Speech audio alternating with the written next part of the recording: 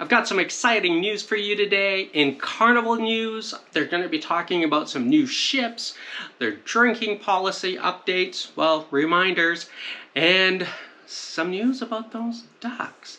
I also have some news on Holland America, how much they love you by increasing their prices, and also Royal Caribbean. Not only do they have the largest ships on the seas, but they have the most expensive drink on the sea as well.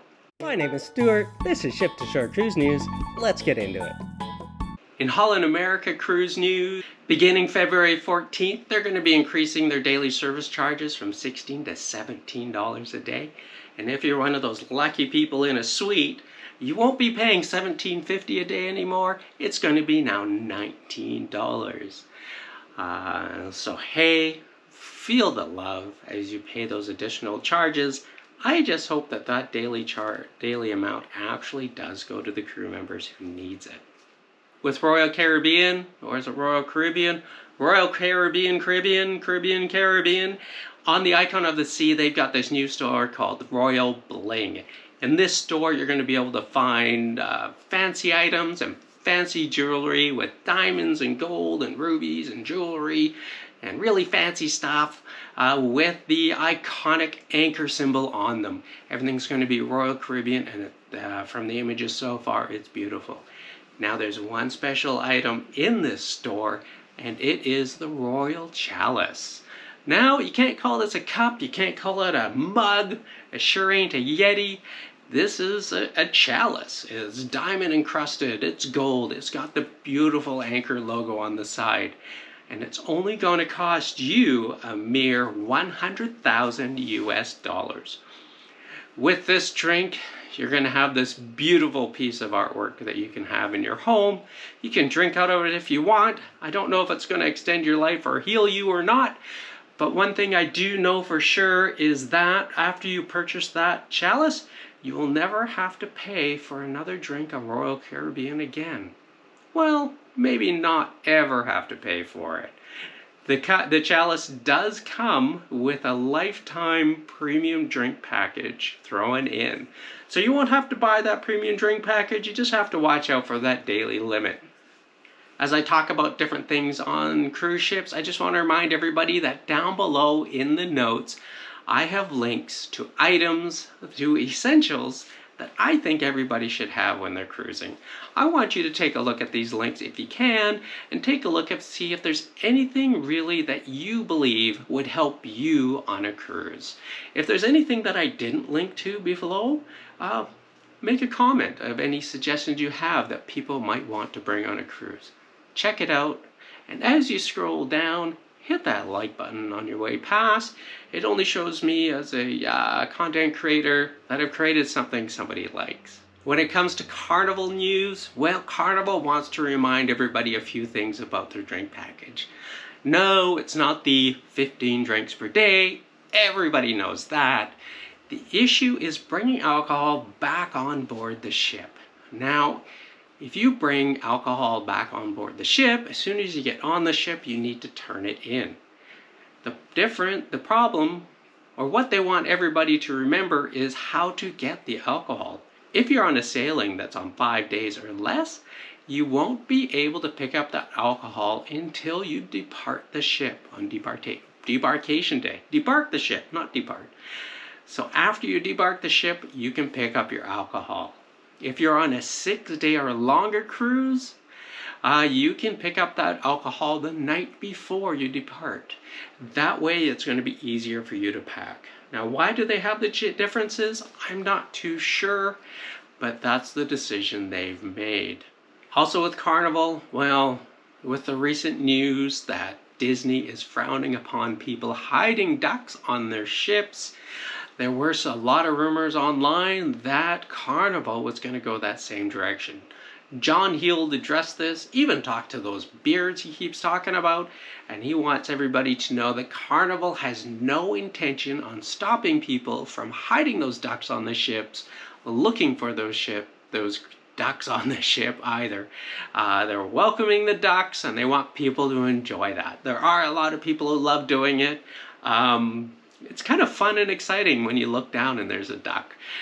Typically, I'll just take a picture of it and re-hide it and let someone else enjoy it. And I've actually brought ducks on board myself and shared them. And I have to say, from my perspective, it's kind of interesting when you see a note on social media or a picture somewhere sent to you saying, "Hey, I found your duck." Off in Spain right now, the Carnival Vista is in dry dock. It's getting painted a new livery. It's getting upgrades and updates and refurbishment to make it a fresher vessel. This vessel was built in 2016. It's a beautiful ship, and they're just bringing it up to date to make sure that you can enjoy cruising on Carnival ships for long into the future. Also, with information about dry docks is we have to think about building new ships, and Carnival recently announced that they have a $5 billion deal to build 4 mega class cruise ships. These ships are all going to be in the 200,000 plus ton range. They're going to be holding over 7,000 passengers each. And they're going to be out there, and they want to try to blow the icon of the seas out of the water. They want to exceed the size of that ship and the capacity, and they want to have the title of the largest cruise ships on the water. I know they had a plan way back in the early 2000s to come out with a ship like this, but there were financial issues way back in, 2015 or something, and they weren't able to do that. But keep your ears open, keep your eyes open. There's going to be news coming out about the designs. Nothing's been released yet, just the fact that they want to build these 4 ships for $5 billion. I like to use free Wi-Fi whenever I go somewhere, whether it's at an airport, a cruise terminal, cruise port, a coffee shop, wherever I can get it, I like to use it. I know it's not the safest thing to do with my data, because when I'm on those free Wi-Fis, anything I put over the internet from there is available for anybody on that free Wi-Fi network to see, including hackers, and they could try to steal my passwords, banking information, and photos as well. To protect myself, I use a VPN from a company called Personal Internet Access. What this allows me to do is to surf virtually invisibly on the internet.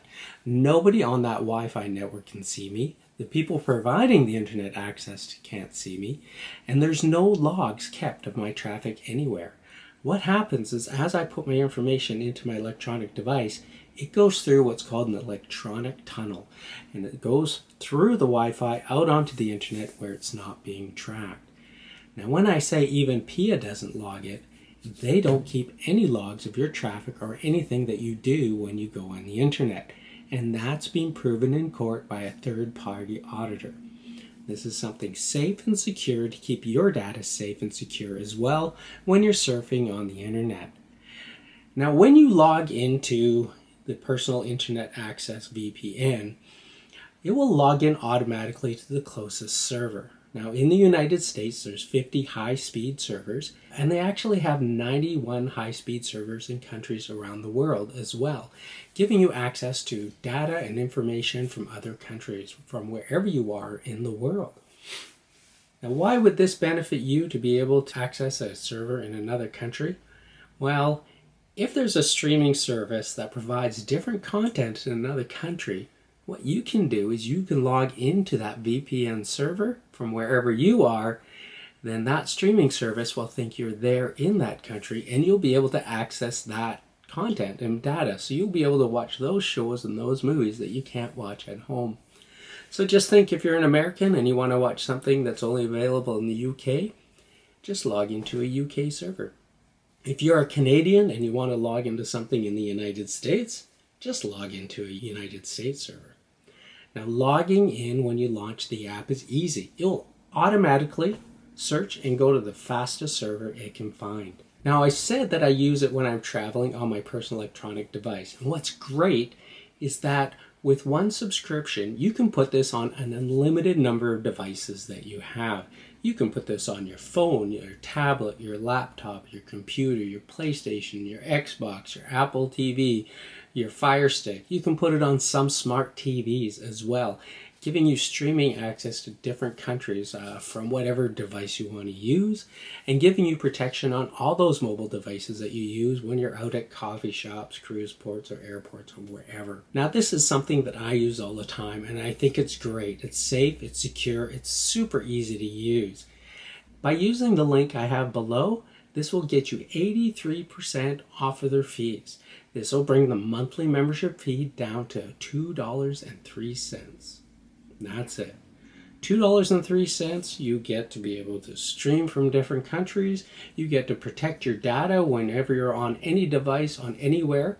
Your local IP won't even be able to track you and keep a log on you as well. Your government won't even know what you're doing on the internet as well. You'll be able to have freedom, privacy, access on as many devices as you have for $2.03 a month.